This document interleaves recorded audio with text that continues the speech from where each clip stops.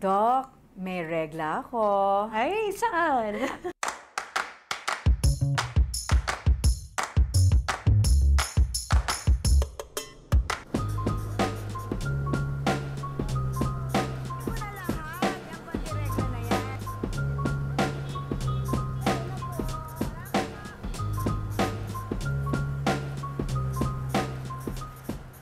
Ito ay pan de regla o tinatawag na menstrual bread.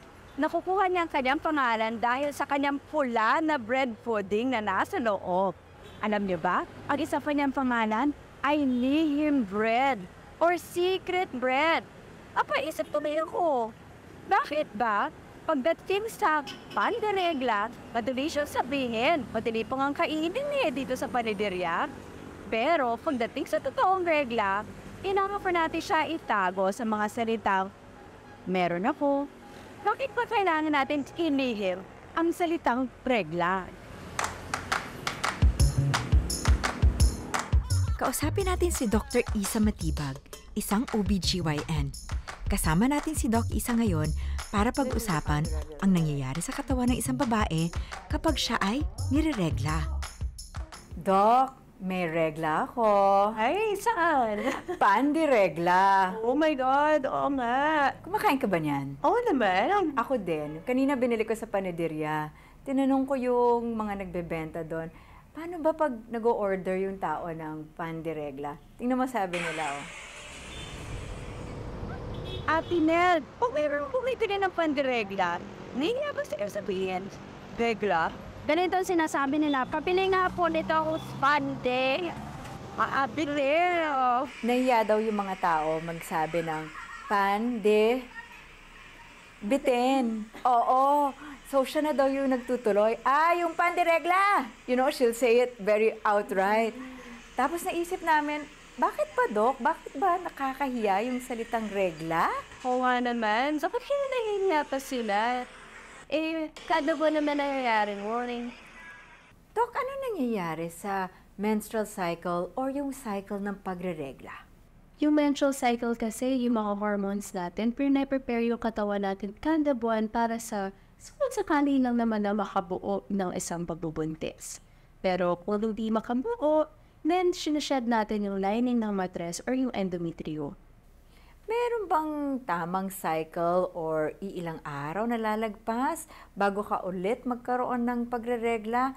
Meron kasi akong mga kaibigan na irregular daw yung menses nila or yung pagre-regla. Kapag less than 24 days or more than 38 days ang regla mo, it's best na magpatingin ka sa isang doktor kasi baka nga naman merong nagkukos nito. Napag-usapan na natin ang menstrual cycle. Pag-usapan naman natin yung mismong regla. Yung dugo na minsan kinahihiya o di kaya pinagdidirihan. Yung dugo kasi ng regla, may kasama siyang endometrial lining, no? So yung endometrium natin or yung lining ng matres natin, yun yung nasa-shed kada buwan or yun yung nalalabas natin kada buwan. So, hindi naman ito madumi, hindi ito dumi ng loob natin, no? So, hindi siya kailangan pandirian. Merong 4 na pinaka-importante na hormones, no? So, yung estrogen, progesterone, follicle-stimulating hormone, at luteinizing hormone. Silang 4, pataas at pababa sila sa buong buwan. So, talaga naman nakaka-apekto ito sa physical, emotional, mental state ng isang babae. Sa dinami-dami ng mga hormones na nagtataas baba o nagpa-fluctuate sa katawan ng babae, hindi nakakapagtaka na nakakaranas siya ng mood swings. Ito yung pagbabago-bago ng emosyonal na nararamdaman. Kasama na rin dito yung pagod, minsan tender yung suso, at yung maghanap ng iba't ibang pagkain.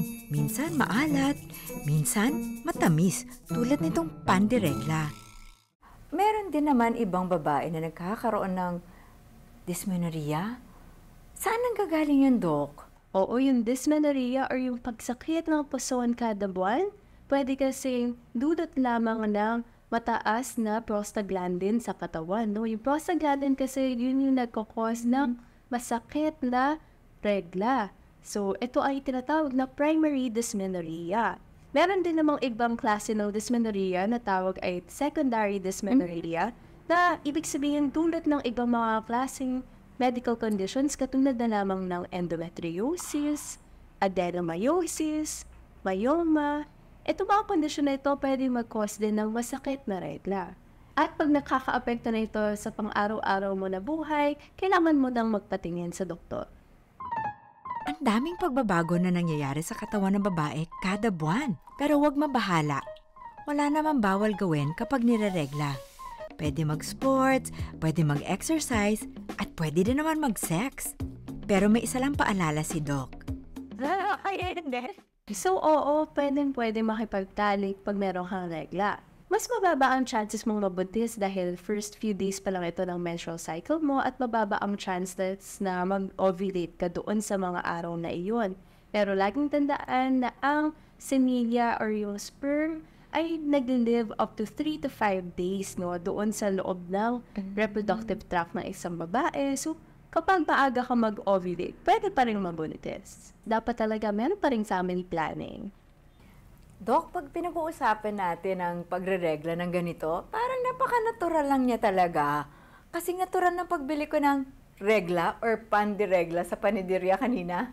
Oo naman. Dapat nga, napag-uusapan talaga natin yung mga regla natin kasi normal na parte ng buhay ng isang babae. Ito, hindi natin ito kailangan ikahiya. Speaking of which, Dok, hindi na rin ako mahiya. Kain na tayo. Sige, tara.